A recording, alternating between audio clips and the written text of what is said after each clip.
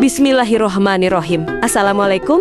Alhamdulillah kita bertemu kembali di channel Nur Rohmah. Kisah ini bukan sekadar cerita, ya adalah cermin, pengingat, dan penyemangat hati.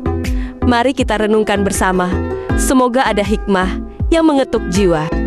Hasan al-Basri adalah salah satu tabi'in paling terkenal dalam sejarah Islam. Seorang ulama besar yang dikenal karena ilmu, kezuhudan, dan ketekunan ibadahnya. Ia sering mengenakan jubah sederhana sebagai simbol ketakwaan dan ketidakterikatan pada kemewahan. Dalam beberapa kisah, disebutkan bahwa beliau memiliki jubah yang sangat berharga, tetapi tetap memilih hidup dengan kesederhanaan dan fokus pada ilmu serta ibadah. Sejak muda, ia sangat mencintai masjid. Dalam riwayat, disebutkan bahwa ia tidak pernah melewatkan salat berjamaah di masjid selama 40 tahun. Dan barisan syaf pertamanya tidak pernah terlewat. Hatinya seakan tinggal di sana. Suatu ketika, Hasan ditanya oleh muridnya, "Wahai guru, bagaimana engkau bisa begitu istiqomah ke masjid selama ini?" Dengan tersenyum kecil, Hasan menjawab, "Karena aku merasa tentram hanya di rumah Allah. Jika hatiku gelisah, masjid adalah tempatku beristirahat. Jika aku tergoda oleh dunia, masjid adalah perisai jiwaku." Bukan hanya sholat, ia menghabiskan waktu di masjid untuk menuntut ilmu, berzikir, dan menangis karena takut kepada Allah.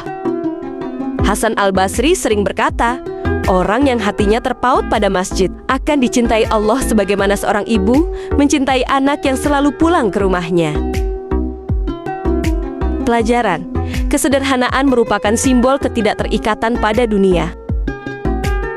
Masjid bukan sekadar tempat salat, tapi rumah hati para pecinta Allah.